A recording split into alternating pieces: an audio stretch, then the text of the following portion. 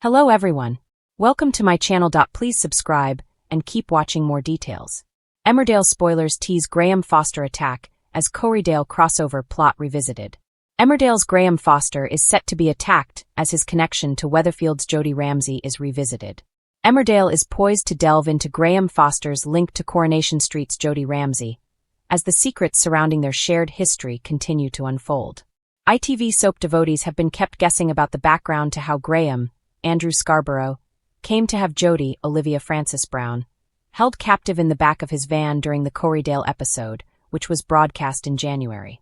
When Graham spotted Joe Tate, Ned Porteous, amongst the chaos of the motorway pile-up, he abandoned Jodie and the van unattended, affording her the chance to flee.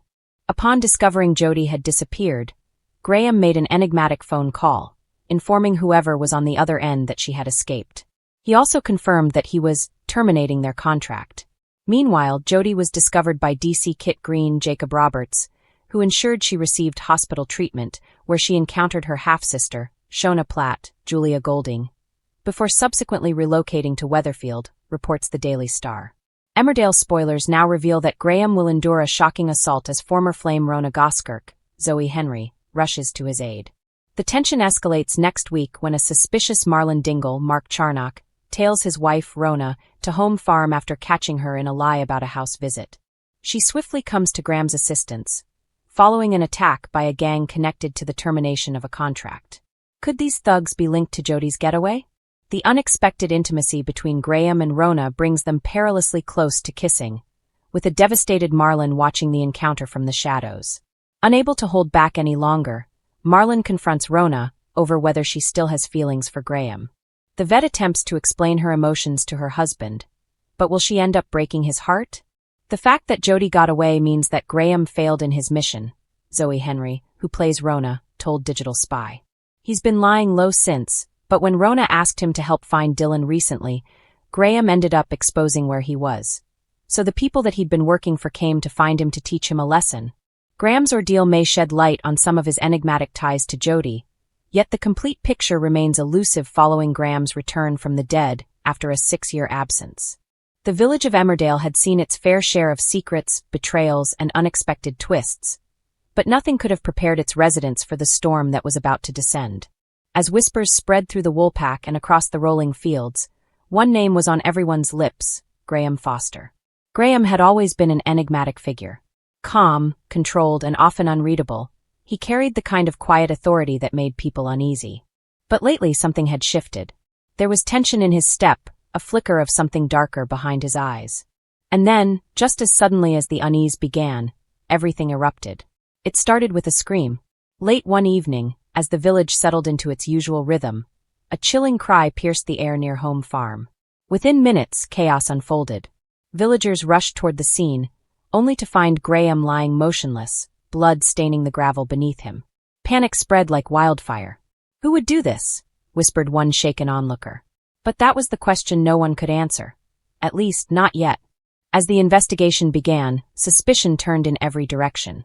Graham had made enemies. Plenty of them. From broken alliances to buried secrets, there was no shortage of motives. Each villager seemed to hold a piece of the puzzle, though none were eager to reveal the full picture.